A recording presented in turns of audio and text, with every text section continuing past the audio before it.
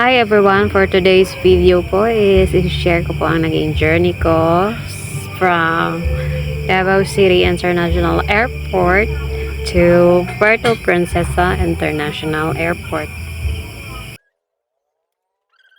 So ayan po, naglagay po ako ng pintura sa aking mukha para magkakulay naman yung mukha ko, hindi mukhang ewan.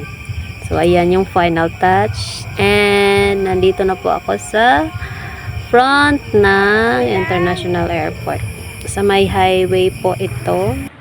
Naglakad lang ako papunta sa loob ng International Airport. And, nag-self-check-in lang ako sa kiosk para mas convenient.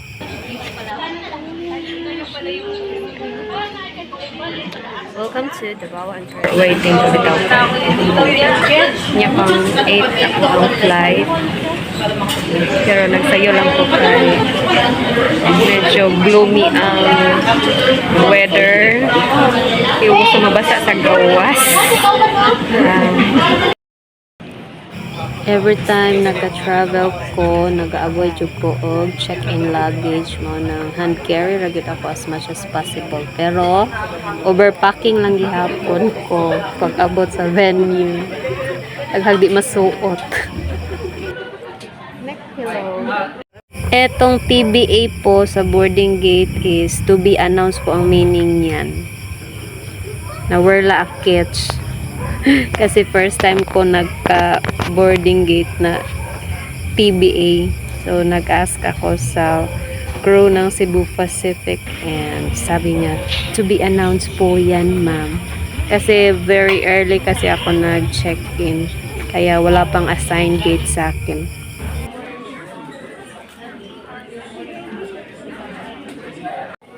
And every time po na may biyahe ako na long distance is nagdadala talaga ako ng cup noodles.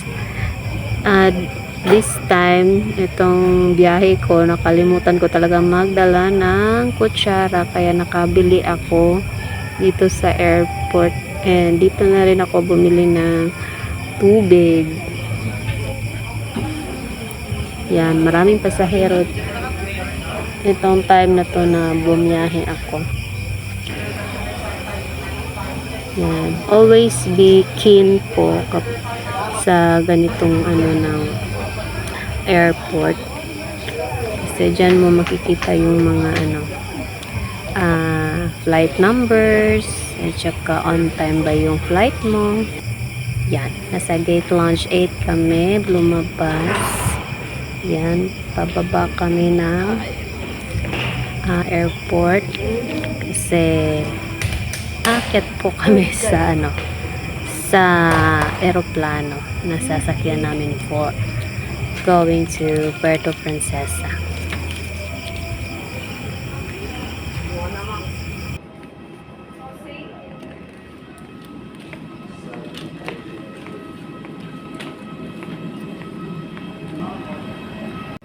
Nakaka-excite yung moment na ayun patungo ka sa pinaka-expensive na transportation mo, which is yung aeroplano. Char.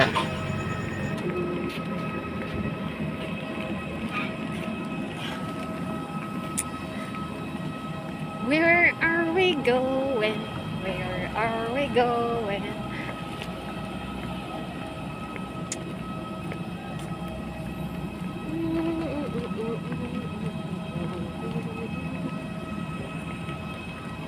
Step onto this way. Itong eroplano po na ito ang sasakyan namin papuntang Puerto Princesa International Airport.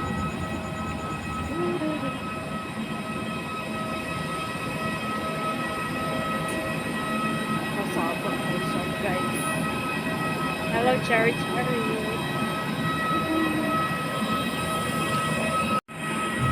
7:45 na po ito ng gabi. Pero yan, smile pa rin na ako kasi excited makabiyahe again.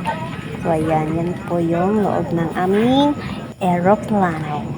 Tadaan!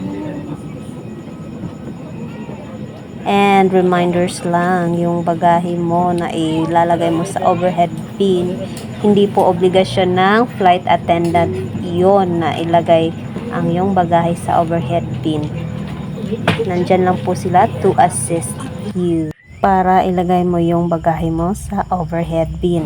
And I was so lucky this travel talaga kasi nasa window seat talaga ako. I never thought na yung na-check-in ako sa kiosk is maa-assign ako sa window seat. Pero kahit nasa gitna or nasa bandang aisle ako nakaupo, wala rin namang problema. As long as safe landing lang po talaga tayo.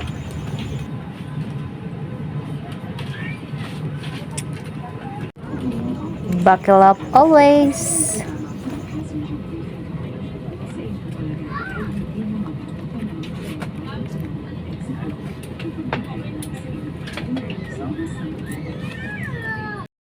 And talagang nandito talaga ako banda sa may pakpak talaga ng eroplano.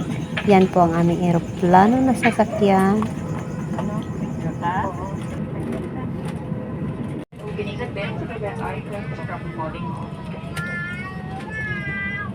Do you really complete this arm out?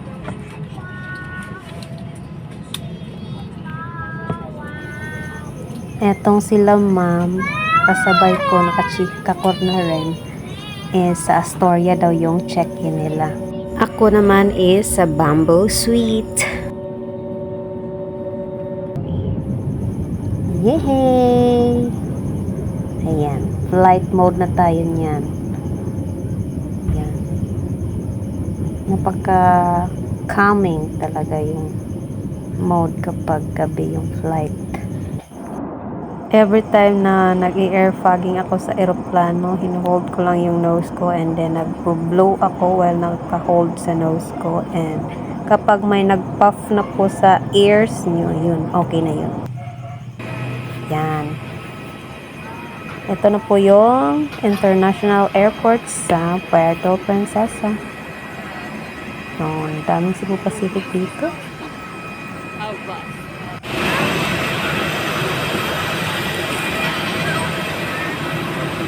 Kami sa Puerto Princesa.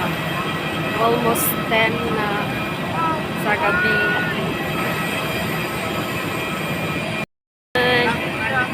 Puerto Princesa Airport. Nag-tricycle lang po ako papunta ng Bamboo Suite and nagbayad ako ng 200 pesos.